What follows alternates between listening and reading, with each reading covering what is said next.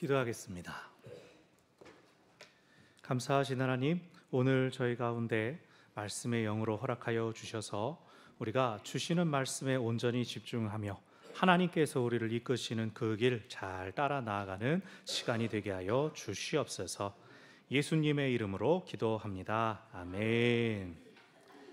이제 다음 주에 창립기념주일과 큰 행사를 앞두고 지난 3년이 안 되는 시간을 되돌아보면서 그동안 뭐가 달라졌나, 나는 좀 얼마나 성장했는가를 생각해 봅니다. 3년 전 6월 마지막 주일에 여러분과 처음 뵙고 또 말씀을 나눴습니다. 설교 전에 원로 목사님과 말씀 나누면서 1시간 동안 울고 웃고 그랬습니다. 여러분 뜨겁게 박수하며 찬송하며 예배하시는 모습에 큰 은혜를 받았습니다. 청빙위원분들과 대화 나누며 다과했던 것들을 다 기억합니다. 그러던 제가 이제 어느덧 3년차 담임 목사가 되어서 담임 목회에 나가시는 목사님들이 저한테 좀 알려주세요, 들려주세요, 뭐 이런 얘기, 조언을 드릴 정도가 됐어요. 제가 그 시간 동안 막 목사님 너무 막 이게 커진 거 아닙니까? 뭐 속이 커져야지 겉이 커진 거 아닙니까? 건강 염려해 주시는 분들이 계시는데 여러분 분명히 말씀드리는데 배가 나온 게 아니라 가슴이 커진 겁니다. 수영을 열심히 하느라 배도 조금 나오긴 했지만 가슴이 더 커졌습니다. 이 공기 좋은 곳에서 여러분 기도해 주시고 좋은 음식 잘 받아 먹고 있으니 건강이 좋아졌습니다. 제가 이만한 사랑과 은혜를 누릴 만한 자격이 있는가? 혹 처음에 그 모습과 기대했던 것과 달리 마음에 섭섭함이 생긴 분이 계시지 않는가? 이 부족한 종 때문에 수험생 마냥 시험에 들었다가 나왔다가 하는 분들이 계시지는 않은가 늘 기도합니다. 다음 주에 이제 귀한 위임 예식 갖게 되었으니 더 송구합니다. 뭐 제가 잘한 게 아니라 여러분이 저를 용납해 주신 거죠. 근데 소식을 듣는 분들마다 이제 저한테 칭찬하고 저를 격려해 주시니 제가 몸둘 바를 모르겠습니다. 오직 모든 영광은 하나님께, 또 모든 칭찬은 여러분께 돌려드립니다. 이 위임 예식 참으로 귀하고 중요한 예식이지만 자주 가지면 피곤하고 곤란한 예식이죠. 이 위임에 대해서는 오늘 오후 설교 때 나누려고 하니 참고하십시오. 위임 예식을 통하여 우리 공동체가 한 걸음 더 도약하고자 하는 이 때에 요한계시록의 말씀을 묵상하게 되었습니다. 앞으로 6주 정도 한여름 동안에 요한계시록의 말씀을 통하여 로마의 박해와 환난 속에 있던 교회들에게 주신 주님의 음성을 듣고 또 오늘 우리에게 요구하시는 것을 깨달아 순종하는 은혜가 있기를 바랍니다. 아멘. 요한계시록만큼이나 많은 오해를 받는 성경이 없습니다. 수많은 이단들이 있지만 특히 요한계시록을 곡해하는 이단들 많고, 교회를 다니지 않는 사람들도 다른 건 몰라도 요한계시록에 그러면은 무서워하기도 합니다. 계시라고 하면 신비한데 또 계시록이라고 하니까 두렵기도 하고, 계시, 묵시라고도 하고, 영어로는 아포칼립스 그러죠. 영화나 미디어에서 아포칼립스라고 나오면 주술적이고 공포스러운 이미지로 소비되기도 합니다. 요한계시록은 장르적으로 묵시 문학에 속합니다. 구약에서 다니엘서, 스가랴서 이런 게 있고, 또 학개나 에스겔서에도 일부 묵시 문학적인 요소들이 있습니다. 신약에서는 이 요한계시록과 함께 데살로니가 전후서도 묵시적인 요소가 있습니다. 묵시, 계시, 감추어져 있던 것이 밝히 드러났다라는 뜻을 가집니다. 우리가 눈 뜨고 살고 귀 열고 사니까 웬만한 거 다 보고 듣는데 무엇이 감추어져 있습니까? 하나님께서 가르쳐 주시는 것, 하나님께서 우리로 깨닫게 하시는 것들은 사람에 의해서는 드러나지 않고 있었기 때문에 숨겨진 것이었지만, 하나님께서 특정한 때에 특정한 인물을 통해서 밝혀지게 하시는 것, 그것이 묵시, 계시라고 할 수 있습니다. 그런데 어떻게 보면 하나님의 뜻을 깨달아가는 과정에서 우리는 다 비슷한 과정을 겪습니다. 우리가 고난 이후에 이것이 하나님의 뜻이었구나 알게 되지 않습니까? 어려움 당한 이들을 서로 위로할 때 뭐라고 합니까? 하나님의 뜻이 있을 거야. 우리는 모르지만 하나님께서 함께 하실 거야. 그렇게 말합니다. 이런 차원에서 본다면 묵시나 계시는 그렇게 어렵고 우리에게서 멀리 있는 것이 아닙니다. 일반적으로 우리는 하나님의 뜻을 다 헤아리지 못하는 일상을 살아가고 있다면 하나님의 뜻을 깨달았을 때 묵시가 실현되었다고 할 수 있죠. 즉 우리는 모두 묵시가, 계시가 실현되기를 바라는 삶을 살고 있다고 할 수 있습니다. 계시는, 묵시는 주로 비유와 상징의 언어들을 사용합니다. 그것은 우리 개인의 숨겨진 영역들뿐만 아니라 세상의 권력들로부터 오는 고난, 그것에 대하여 감추어진 하나님의 뜻, 세상이 전복되고 혁명이 일어나고 반전이 될 것을 밝혀질 것을 말하고 있기 때문입니다. 그런데 세상의 권력자들, 기득권층들이 이 세상이 바뀔 거라고 직접 들으면 기분 나쁘겠죠. 그래서 아이러니하게도 묵시는 하나님의 뜻을 드러내는 내용을 담고 있지만 그 형식은 조금 더 감추어져야 하는 비밀한 언어, 비유와 상징을 사용합니다. 그래서 묵시 문학이 어렵게 느껴지죠. 그럼 묵시와 예언이 비슷한 거 아닌가요? 성경이 말하는 예언은 앞으로 일어날 일들을 예고하는 것들도 있지만 보통은 하나님의 말씀을 대언한다, 대신 전한다 할 때 예언이라고 합니다. 선지자 혹은 선견자, 미리 아는 사람, 미리 보는 사람이라고 이 선지자를 표현하는데, 미리 하나님의 뜻을 아는 사람이지 앞날을 아는 사람이 아닙니다.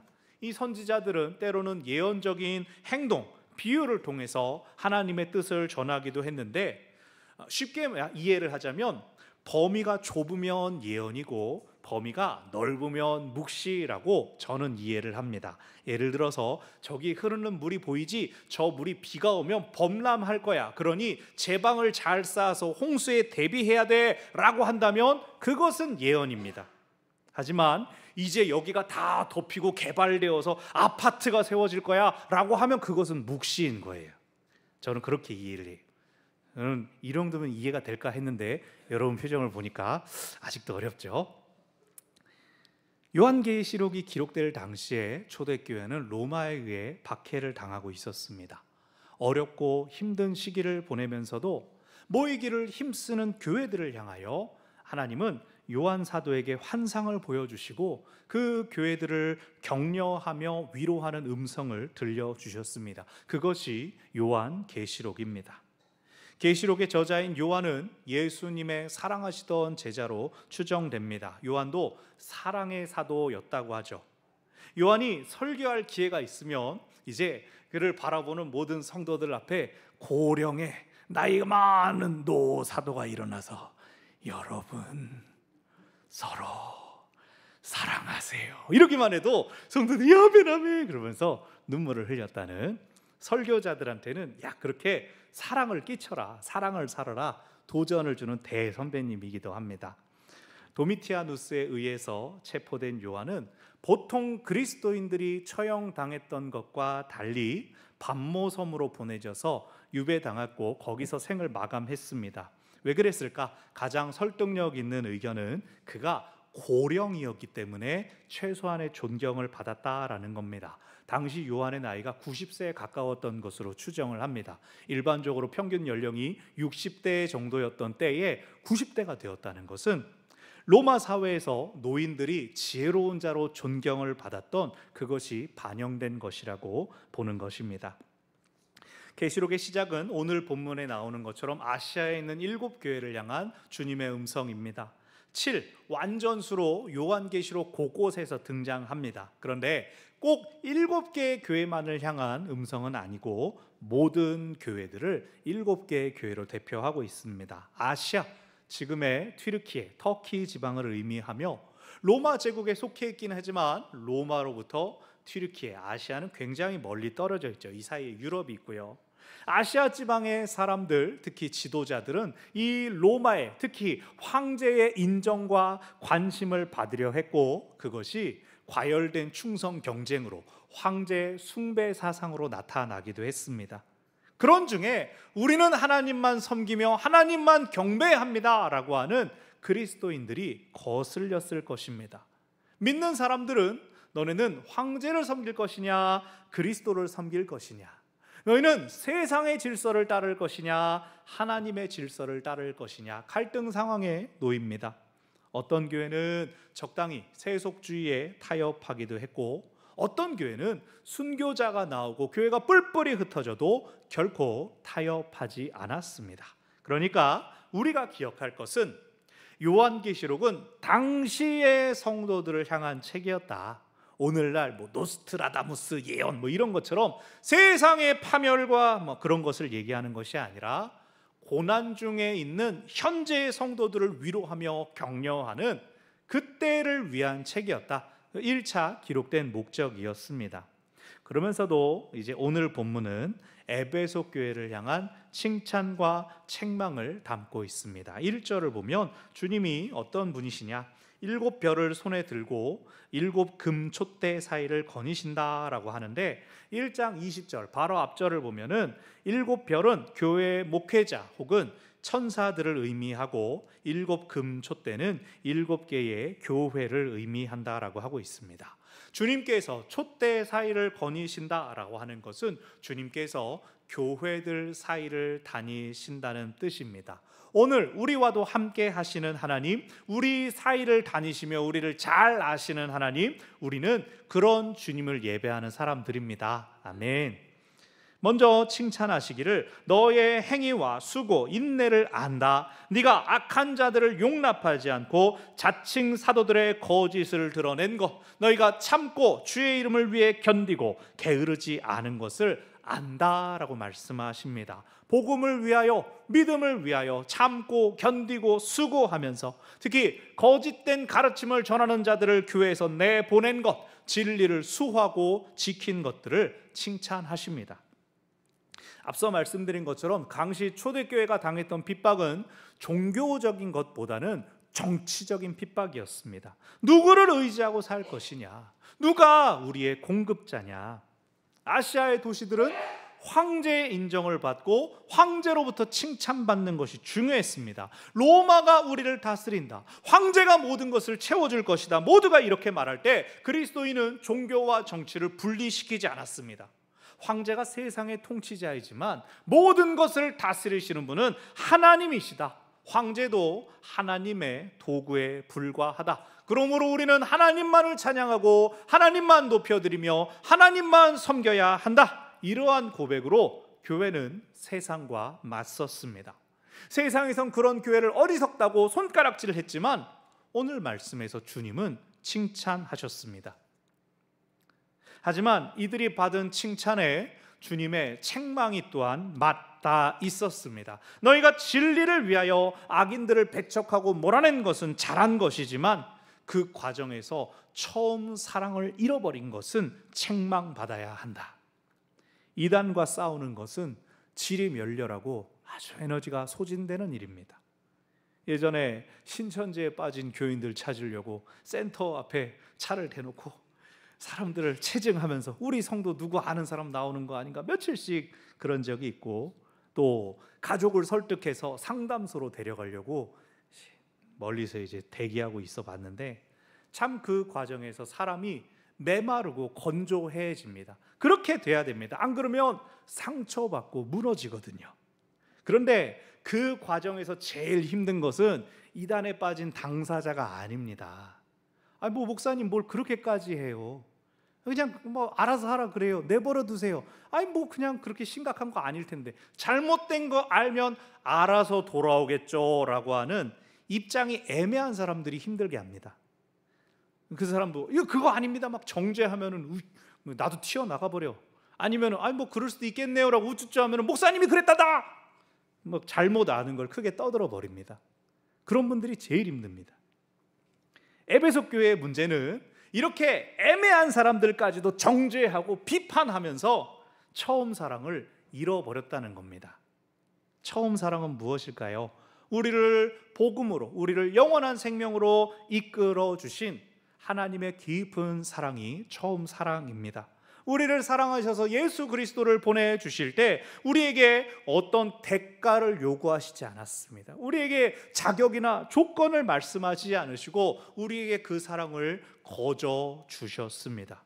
그렇게 거저받은 사랑, 거저받은 은혜를 또한 너희도 거저 흘려보내라, 나누어 주어라, 그렇게 말씀하셨습니다. 그러므로 하나님께 받은 사랑은 사람에 대한 사랑으로 드러나고 표현됩니다. 하나님을 사랑한다고 하면서 사람을 미워할 수 없습니다. 사람을 미워하는 사람은 하나님을 사랑하지 않는 사람입니다. 에베소 교회가 진리를 수호하는 공의에 집중한 나머지 사랑을 잃어버린 것입니다. 바울이 말했죠. 고린도전서 13장에서 천사의 말을 한다 하여도, 천상의 아름다운 말을 한다 하여도 사랑이 없으면 무엇과 같다? 꽝꽝꽝 울리는 꽹과리와 같다 했습니다. 사랑이 없으면 교회도 껍데기에 불과합니다. 주님께서는 에베소 교회를 향하여 속히 회개하라, 회개하고 처음 행위, 처음 사랑을 회복하라고 하십니다. 그렇지 않으면 촛대를 옮기겠다 하시는데, 주님께서 촛대 이리와 뺏어버리는 그런 벌의 의미보다는 스스로 사랑을 잃어버린 껍데기 교회가 되었으니 스스로 주님과 상관없어진 어떤 자기의 잘못에 빠지는 그런 의미가 큽니다. 그래서 회개, 잘못된 방향으로부터 돌이켜 옳은 방향, 원래 방향을 회복해야 합니다. 교회는 진리를 수호하는 한편 사랑을 흘려보내는 것을 기억해야 합니다. 그런 교회에게 생명나무의 열매를 주시겠다 하시는데, 이것은 세상이 줄 수 없는 만족과 평강, 오직 하나님께서 주시는 기쁨을 의미합니다. 참으로 공의와 사랑의 균형을 잡고 진리와 은혜를 지키는 자에게 세상이 줄 수 없는 기쁨과 즐거움을 주시겠다고 약속하십니다. 오늘 말씀을 통해 기억할 것 첫 번째는, 교회는 진리에 대해서 타협해서는 안 됩니다. 오늘날 교회를 향한 핍박과 박해가 정치적인 겁니까? 종교적인 겁니까? 아닙니다. 현실적인 것들입니다. 세속주의, 물질주의, 쾌락주의가 교회를 핍박하고 있습니다. 세속적인 가치관들이 교회로 물밀듯이 들어옵니다. 교회 다니면 돈도 많이 벌어야 되고, 교회 다니면 사업도 잘 풀리고, 교회 다니면 걱정과 근심이 해결되어야 한다라고 합니다. 물론 하나님께서 우리를 위로하시고 격려하시는 방법들 중에는 우리를 물질적으로 풍요롭게 하시고 건강하게 하시는 것들도 다 있습니다. 문제는 이 전후 관계에 대한, 인과관계에 대한 우리 마음의 방향이 어지럽혀진다는 것입니다. 우리 예배와 모임은 복을 빌기 위해서 시작된 것이 아닙니다. 하나님의 은혜가 우리의 예배보다 먼저 있었습니다. 우리 눈앞에 보이는 십자가가 그것을 기억하게 만듭니다. 아하, 그 십자가의 사랑 때문에 내가 오늘도 예배하러 하나님 앞에 나왔습니다. 그러나 세속주의와 물질주의는 마치 요 십자가 모양으로 하늘 창고가 펑 터져서 우리에게 복이 흘러내릴 것을 기대하게 하지 않습니까? 열심히 빌고 봉사도 많이 하면 세상에서도 알아주고 아주 세련되게 보일 것 같은 그런 비본질, 비진리의 신앙이 오늘 교회로 흘러 들어오고 있습니다. 오무교회, 5가지가 없는 MZ들 교회가 온다라고 하는 오무교회가 온다, 그런 책이 있습니다. 그 저자 황인건 대표는 요즘의 청년들, 20대들은 평생 풍요롭고 부족함 없이 자라나서 교회에 올 이유들을 스스로 찾지 못한다라고 합니다. 대신 주일이면 여의도에 있는 더 현대 서울이나 성수동에 가서 막 감성 카페, 막 핫플레이스 1시간 2시간씩 줄을 서서 있다가 이제 음료와 함께 사진 찍어서 인스타에 올려놓고 집에 오면서 말하는 겁니다. 오늘 진짜 끝내주는 하루였어. 1-2시간 줄 서 있다 30분 홀짝 사진 찍고는 참 만족했어. 우리식으로 오늘 참 은혜로운 하루였어. 이렇게 생각한다는 겁니다. 이 책이 주는 도전은 전통적인 교회들이 바뀌지 않으면 이런 젊은이들을 잡을 수 없다는 겁니다. 그런데 이 과정에서 오는 위험은 무엇입니까? 교회가 세상에서 뭐가 잘 나가는지 봐야 돼. 트렌드에 민감해야 돼. 순서가 바뀌는 것이죠. 이 책을 쓴 황 대표도 신학을 하신 분이고 그 위험을 잘 알아서 본질을 잊지 마십시오라고 하기는 합니다. 문제는 이 책을 읽는 사람들도 그것을 알고 있을까요? 우리 교회 카카오톡 채널에 짧은 인터뷰를 올렸으니 궁금하시면 참고하시기를 바랍니다. 교회가 지켜야 될 진리는 은혜가 먼저 있었다는 겁니다. 처음 사랑이 하나님으로부터 왔다는 것입니다. 그래서 우리는 먼저 하나님의 나라와 하나님의 의를 구해야 합니다. 하나님의 사랑이 먼저 있었기 때문이죠. 그래서 감사가 먼저입니다. 그 다음에 우리의 필요를 아시는 하나님께서 당신의 뜻대로, 당신의 방법대로 우리를 채워주실 것입니다.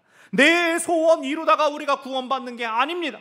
내가 건강해지고 부유해지는 게 우리의 구원이 아닙니다. 구원은 하나님과의 관계이고 진리는 그 하나님을 아는 것입니다. 그래서 다른 어떤 것보다, 내가 보상받고 내가 인정받고 잘 되는 것보다 하나님 알기를 힘쓰시기를 바랍니다. 아멘.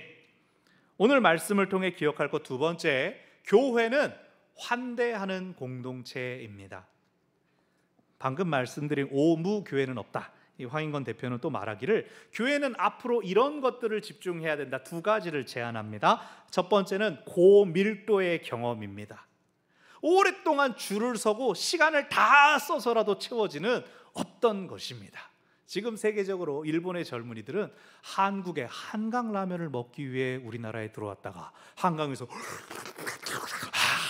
굿바이 이러고 돌아간다는 거예요. 그 압축적인 경험, 여기서밖에 할 수 없는 그것을 찾아가는데 교회가 그것을 채워줄 수 있으면 좋겠다. 또 하나는 교회가 환대하는 공동체가 되어야 한다는 도전을 줍니다. 그래서 컨설팅을 부탁하는 교회가 있으면 찾아가서 이런 질문을 한답니다. 여러분, 우리 교회에 문신 한 분 오시면 어떻게 할 겁니까? 문신의 이제 범위를 그려보는 거죠. 이만큼? 이런 식으로. 또 청년 회장을 세워놓고 동거 중인 청년이 오면 어떻게 할 겁니까? 라고 물어보는 것이죠. 교회는 본질적으로 죄인들의 공동체입니다. 하나님 없이 우리는 죄인입니다 라고 고백하는 사람들의 모임이죠. 처음부터 완전해서 하나님 앞에 설 수 있는 사람 아무도 없습니다. 물론 우리가 지금은 죄를 안 지으려고 애쓰고 노력하지만 그렇다고 우리가 의인이라고 할 수 있습니까? 그럴 수 없습니다. 우리가 우리끼리 사는 게 아니라 하나님 앞에 살아가고 있기 때문이죠. 그렇다면 우리가 서로의 약함을 품어주는 것이 당연하지 않겠습니까? 실수할 수도 있죠. 좀 부족할 수도 있고 모를 수도 있죠. 품어주는 게 먼저고 다음에 잘 가르치며 안내해야 하는 것입니다. 하나님께서도 그렇게 하셨기 때문입니다. 예수님께서도 맞아주시고 병을 고쳐주시고 음식을 주시고 가르쳐 주셨습니다. 은혜가 먼저, 그리고 사랑 안에서 양육과 성숙이 이루어집니다. 우리 교회 밥 잘 먹는 교회, 먹을 뿐만 아니라 먹기만 하는 교회가 아니라 잘 먹이는 교회. 너무 좋습니다. 여기 전광판에 여러분 보셨는지 모르겠지만 이제 이미지를 한 장 더 넣었습니다. 함께 한 끼. 그래서 환대를 바라는 사람, 따순 밥 누군가 함께 나누고 싶은 사람 찾아오면은 우린 다 준비됐죠. 주일날 점심 지금도 냄새 나죠. 2부 예배 때면 항상 이런 말을 이제 우리 장권사님이 한번 들려주신 게 기억에 남습니까? 남습니다.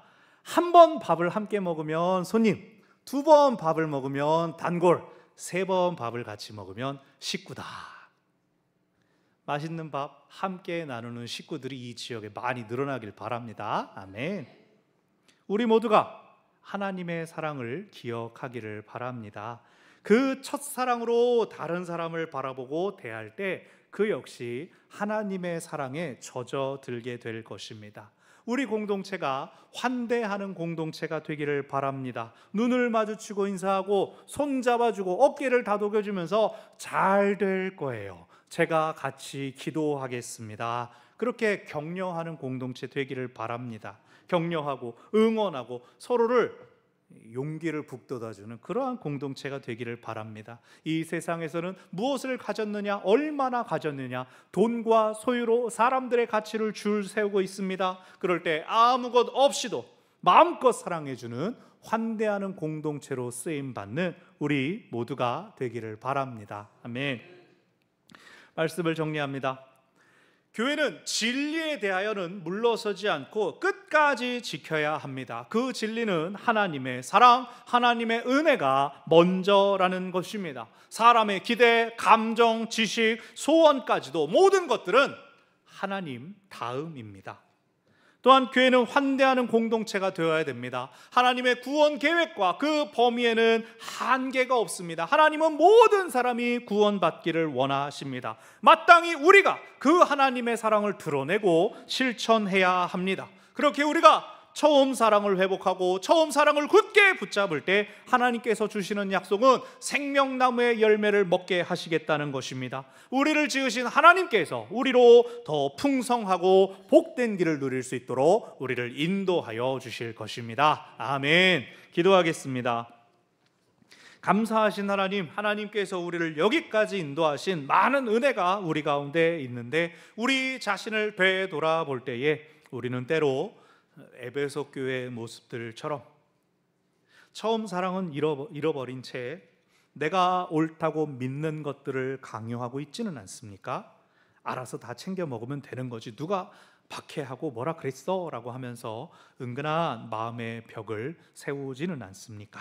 오늘 주신 말씀을 우리 마음에 새겨서 진리이신 하나님, 결코 어떤 것과도 바꿀 수 없는 가장 먼저 계셨던 하나님의 사랑, 그것을 굳게 붙잡고 그 하나님의 사랑을 우리의 사랑하는 가족들과 이웃들에게 흘려보내는 저희들이 되게 하여 주시옵소서. 그리하여 처음 사랑을 회복하여 이 땅 가운데 하나님의 온전한 축복의 통로로 쓰임받는 저희들이 되게 하여 주시옵소서. 예수님의 이름으로 기도합니다. 아멘. 말씀을 기억하며 찬송가 305장